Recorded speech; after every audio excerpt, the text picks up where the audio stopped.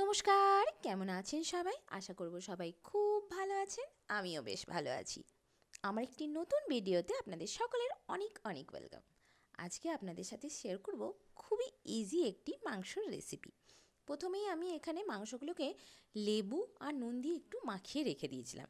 তাহলে কী হবে, মাংসর থেকে যে জলটা আছে সেটা এক্সট্রা বেরিয়ে যাবে। এরপর জলটাকে ফেলে দিয়ে তার মধ্যে দই মাখিয়ে রেখে নিলাম। দইটা পরে দিলে যে একটা ফেটে যাওয়ার টেনশন থাকে, সেটা এইভাবে আগে মাখিয়ে রেখে নিলে সেটা থাকে না। প্লাস মাংসগুলো হাড় থেকে ছেড়েও যায় না। আশা করব আপনাদের আমার এই ভিডিওগুলি ভালো লাগছে। ভালো লাগলে প্লিজ আমার চ্যানেলটিকে সাবস্ক্রাইব করে দিন। এরপরে আমি বানিয়ে নিচ্ছি স্পেশাল মশলাটা। নিয়ে নিলাম এখানে মোটামুটি 3খানার মতন পেঁয়াজ, আদা কিছুটা, রসুন কিছুগুলো, আর নিয়ে নেব ধনেপাতা। ধনেপাতাগুলোকেও এর মধ্যে দিয়ে দেবো। তার সঙ্গে দিয়ে দিচ্ছি কয়েকটা কাজুর পিস। এরপর এই সমস্তটাকে খুব ভালোভাবে পেস্ট করে নেব। এখানে আমি কড়াই চাপিয়ে নিয়েছি, যেখানে দিয়ে দিলাম একটু পরিমাণ রিফাইন অয়েল, আর তার সঙ্গে 1 চামচের মতন ঘি। ঘিটা গলে গেলে পরে এরপর এর মধ্যে দিয়ে দেবো গোটা গরম মশলা, এলাচ, দারচিনি, লবঙ্গ।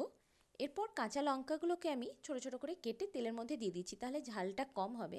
যেহেতু বাড়িতে বাচ্চা মেয়ে আছে তাই এভাবে দিচ্ছি, আপনারা পরে বা একসঙ্গেই মশলার সাথে বেটে নিতে পারেন। এরপর এর মধ্যে গোটা সাদা জিরে দিয়ে দিলাম, আর হলুদ আর কাশ্মীরি গুঁড়ো লঙ্কাটা আগে দিয়ে দিলাম, তাহলে রঙটা খুব ভালো হবে। এরপর বেটে রাখা মশলাগুলো দিয়ে একটু নাড়াচাড়া করে দিয়ে দিলাম বাকি গুঁড়ো মশলাগুলো, জিরে গুঁড়ো আর ধনে গুঁড়ো।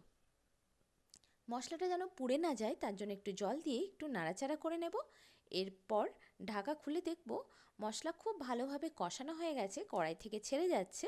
এখন এর মধ্যে ম্যারিনেট করে রাখা মাংসটা দিয়ে দেবো। খুব ভালোভাবে মিক্স করে নেব। মাংসতেও আমি অলরেডি নুন দিয়েছি আর মশলাতেও নুন দেওয়া আছে, তার জন্য এখন আর আমি নুন দেবো না। লাস্টে টেস্ট করে দেখব, যদি নুন লাগে তখন দেব। ঢাকা দিয়ে গ্যাসের ফ্লেম একদম কম করে মোটামুটি 15 মিনিটের মতন আমি রান্না করে নিয়েছি। এরপর ঢাকা খুলে দিয়ে একটু চিকেন মশলা দিয়ে দিলাম। বাড়িতে মাংস কষা হলেই অবভিয়াসলি সবারই একটু রিকোয়ারমেন্ট থেকে কষা মাংস খাওয়ার, তো একটু সার্ভ করে দিচ্ছি। আর সেটাও তো দেখতে হবে যে সমস্ত মাংসগুলো গলেছে কিনা না, আর নুন ঠিকঠাক হয়েছে কিনা না। সমস্ত কিছু ঠিক আছে কমেন্টে জানাবেন ভিডিওটি কেমন লাগে। খুব তাড়াতাড়ি দেখা হবে নতুন একটি ভিডিওতে। ততদিনের জন্য বাই।